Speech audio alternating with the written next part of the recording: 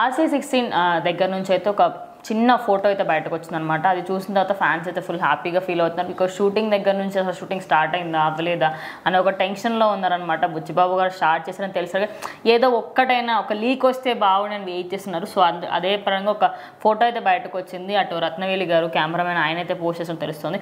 So అసలు cinema ఎలా ఉండబోతుంది ఏంటి? సో ఖచ్చితంగా RC16 నుంచి ఒక ఫ్లడ్ లైట్స్ వేసిన స్టేడియంలో షూటింగ్ జరుగుతున్నట్టయితే కెమెరామెన్ రత్నవేలు గారు ఫోటో షేర్ చేశారనమాట. ఎందుకంటే రత్నవేలు గారు ఏ సినిమాకైనా ఆయన పనిచేస్తున్నప్పుడు చాలా ఎగ్జైట్ అవుతూ ఉంటారు. ఎందుకంటే ఆయన బెస్ట్ వర్క్ ఇవ్వబోతున్నాను, ఈ టైంకి ఇలా ఒక బెస్ట్ వర్క్ ఇవ్వబోతున్నాను అని చెప్తూ కూడా సో ప్రతి దానికి అప్డేట్ ఇస్తూ ఉంటారు.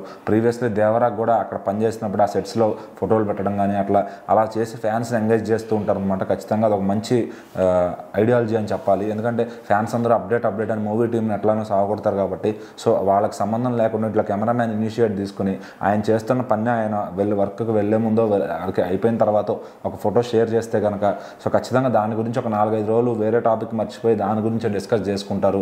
అలా ఉంటుంది ఇలా ఉంటుందని హై ఎక్స్పెక్టేషన్స్ పెట్టుకుంటారు కాబట్టి సో ఖచ్చితంగా ఒక సినిమాకి ఇట్లా బజ్ తీసుకురావడం కూడా గ్రేట్ అనే చెప్పాలి. సో మరి ఇప్పుడు రత్నవేల్ గారు షేర్ చేసిన ఫోటో మాత్రం ఫ్లడ్ లైట్స్ వేసి అట్లానే మూవీ సెట్లో నైట్ టైం షూటింగ్ జరుగుతుందన్నమాట. అయితే ఇక్కడ నైట్ టైం వాళ్ళు క్రికెట్ ఆడుతున్నారా, కబడ్డీ ఆడుతున్నారా, లేదంటే రెజ్లింగ్ చేస్తున్నారా అనేది ఫ్యాన్స్లో ఫుల్ డౌట్ ఉందన్నమాట. ఎందుకంటే బుచ్చిబాబు గారు స్పోర్ట్స్ డ్రామా అని చెప్పి లైట్గా హింట్ ఇచ్చి వదిలేశారు.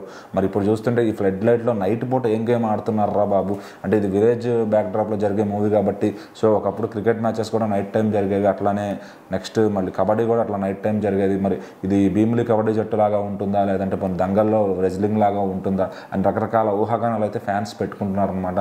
సో మరి ఫైనల్గా అసలు బుచ్చిబాబు గారి మైండ్లో ఏం కథ ఉందనేది ఆ సినిమా ఫస్ట్ లుక్ కానీ ఏదన్నా వస్తే తప్ప తెలియదు. సో ఈ సినిమాకి యాజ్ ఆఫ్ నౌ పెద్ద అని టైటిల్ అయితే ఒక ఊహాగానాలు ఉన్నాయి. మరి అది నిజమవుతుందో లేదో మార్చి 27th అయితే ఈ సినిమా నుంచి ఫస్ట్ లుక్ వచ్చే ఛాన్స్ ఉంది. ఎందుకంటే రామ్ చరణ్ గారు బర్త్డే సందర్భంగా ఖచ్చితంగా అప్డేట్ అయిపోతే మూవీ టీంని ఫ్యాన్స్ కిల్ చేస్తారు కాబట్టి దాని నుంచి teaser or glimpse or first look ఏదో ఒకటి రాబోతుంది. సో ఖచ్చితంగా ఈ స్టేడియం గురించి కానీ ఆయన ఆడే గేమ్ గురించి కానీ అసలు ఏ స్పోర్ట్స్ డ్రామా అని కానీ అప్పుడైతే రివీల్ అవబోతుంది. ఆ మార్చి 27 దాకా మాత్రమే వీళ్ళు సస్పెన్స్ మెయింటైన్ చేయగలుగుతారు. సో చూద్దాం ఇంకా ఎలా హైప్ బిల్డ్ చేస్తారు ఈ మూవీ కోసమని.